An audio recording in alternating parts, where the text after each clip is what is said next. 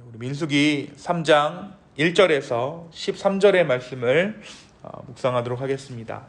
우리 1절부터 13절까지 읽는데요. 제가 먼저 1절을 읽겠습니다.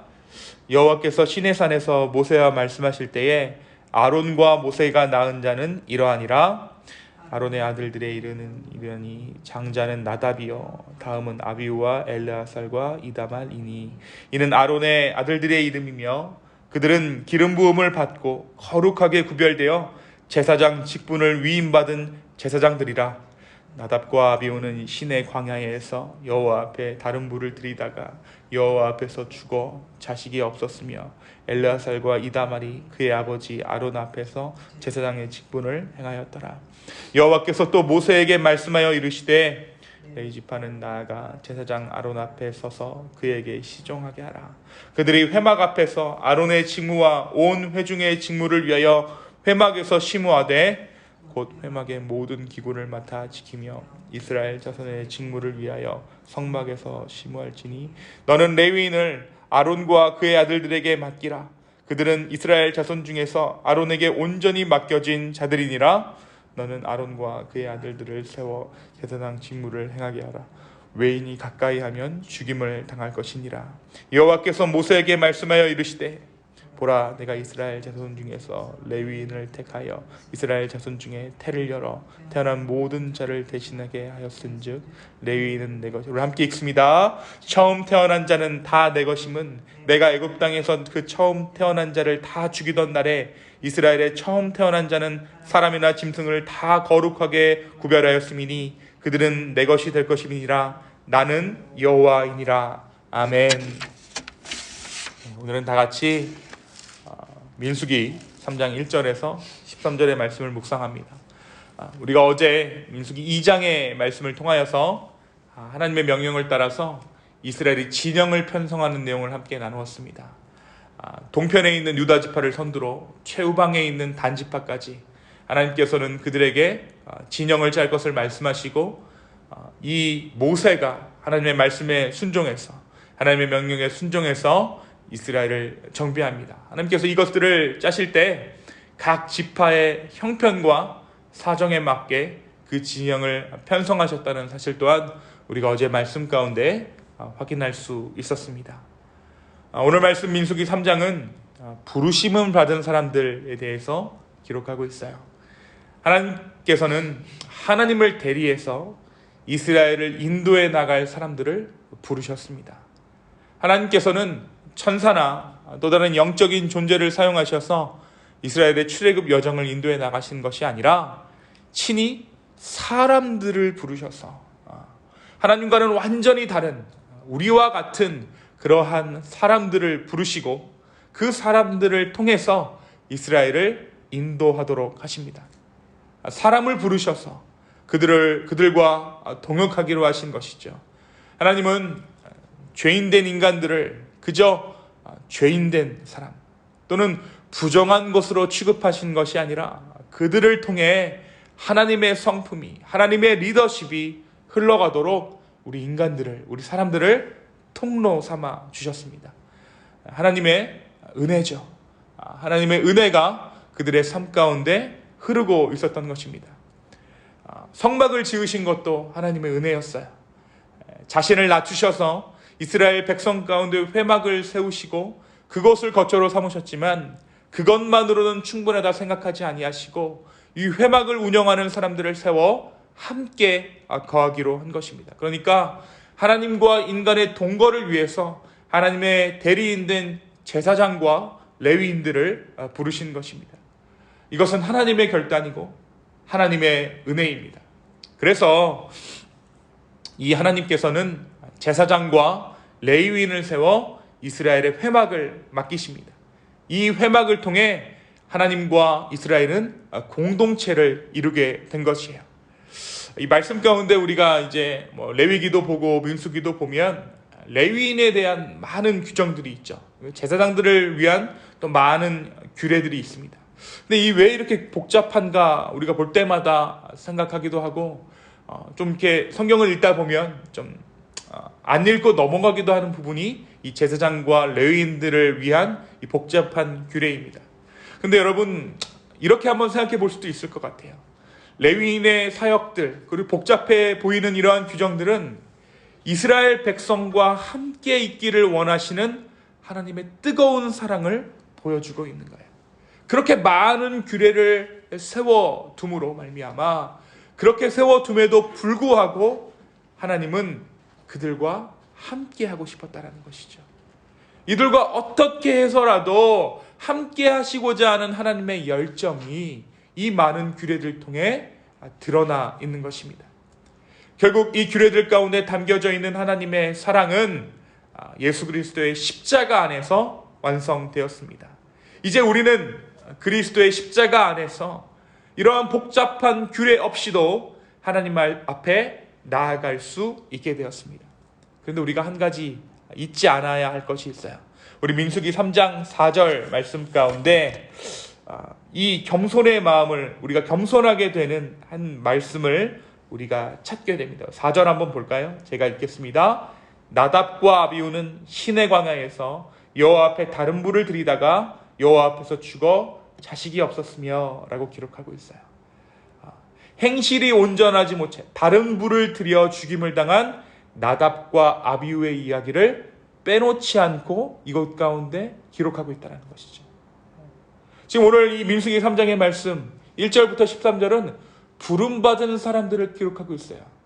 그런데 그럼에도 불구하고 그 부르심의 직분을 제대로 행하지 못해 죽임당한 이 나답과 아비후의 이야기를 하나님께서 빼놓지 않고 기록하셨다라는 것입니다. 하나님 앞에 온전히 우리가 십자가로 말미암아 나아갈 수 있게 되었지만, 그럼에도 불구하고 우리의 마음이 하나님 앞에서 흐트러져서는, 높아져서는 안 된다는 사실을 분명하게 이 4절의 말씀이 경고하고 있는 것입니다. 또 10절의 말씀에도 마찬가지입니다. 10절에 어떤 말씀하십니까? 너는 아론과 그의 아들들을 세워 제사장 직무를 행하게 하라. 외인이 가까이 하면 죽임을 당할 것이다 라고 기록하고 있어요. 이 4절과 10절의 경고의 메시지는 오늘날 우리가 예배를 대하는 자세, 하나님을 대하는 그 마음이 어떠한가를 돌아봐야 한다는 거예요. 나의 편의대로, 내 생각대로 하나님을 대하거나 주님의 몸된 공동체를 대하고 있는 것은 아닌지 오늘 이 4절과 10절의 말씀을 통해 우리가 돌아볼 수 있는 것입니다. 이어서 오늘 말씀 11절에서 13절은 레위인을 부르시는 하나님을 말씀하고 계시죠. 레위인을 부르시는 이유에 대해서 설명하고 있습니다. 6월절 어린 양의 피로, 출애굽 때의 6월절 어린 양의 피로 죽음을 면한 이스라엘의 장자들은 이스라엘 전체를 대표했기 때문에 장자들 대신의 레위인을 하나님의 소유 삼으신 거예요. 하나님께서 어떠한 절차들을 통해서 이 장자들을 살리셨습니까?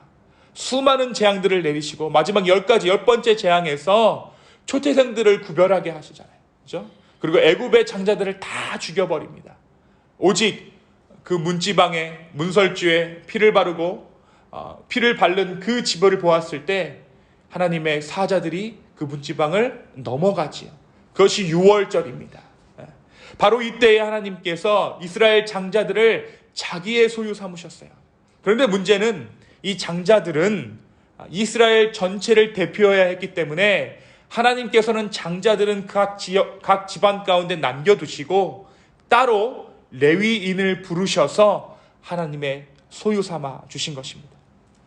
다시 말해 하나님께서 이 레위인을 대신해서, 장자들을 대신해서 자신의 소유 삼으신 것은 결국 이스라엘 전체를 하나님의 소유 삼아 주신 것이죠. 왜 레위 지파를 따로 부르셨는가? 그것은 상징과도 같은 거예요. 내가 이스라엘 전체를 나의 소유 삼았다. 이것을 레위인을 부르심을 통해 말씀해 주신 것입니다. 그렇다면 우리가 생각해 봐야 할 부분이 있죠. 오늘날 이 레위인들이 누구인가? 누가 레위인인가? 일부 목회자들이 레위인일까요? 목사들이 레위인일까요? 직분자들이 레위인일까요? 아닙니다. 네. 그리스도께서 우리를 피로 사서 하나님께 드리심으로 말미암아 그리스도의 그 보혈 아래에 있는 우리 모두가 레위인이에요. 네. 우리가 레위인의 직분을 받게 된 것입니다. 교회를 맡은 우리, 교인된 우리가 레위인이라는 것이죠. 바로 교회된 우리에게 거룩하여 온전히 하나님만 섬기는 그 거룩한 직분이 주어지게 된 것입니다. 사랑하는 성도 여러분, 우리의 레위인됨을 기억할 수 있는 이 아침 되기를 소망합니다. 오늘 말씀 민수기 3장은 우리를 불러주시는 하나님의 은혜를 묵상하게 합니다. 그분의 은혜로 우리는 주님의 부르심을 받게 되었습니다. 주님께서 그 곁을 내어주셔서 우리가 주님의 몸된 교회를 이루게 되었고 주님의 몸된 교회를 세우게 되었습니다. 우리가 오늘 이 아침 한번 생각해 봤으면 좋겠어요. 과연 이 부르심에 우리는 합당한 삶을 살아가고 있는가? 오늘 말씀 가운데 기록되어져 있는 수많은 절차들은 예수 그리스도로 인해 완성된 것입니다. 다시 말해 소멸된 거나 사라진 것이 아니에요. 완성됐다라는 말은 소멸되거나 사라졌다는 말이 아니겠죠. 그렇다면 이러한 절차들을 지켜낼 때에 제사장과 레위인의 그 두렵고 떨리는 마음은 우리 안에 간직되어야 한다는 것입니다. 그렇다면 이 두렵고 떨리는 마음은 언제 간직될까요?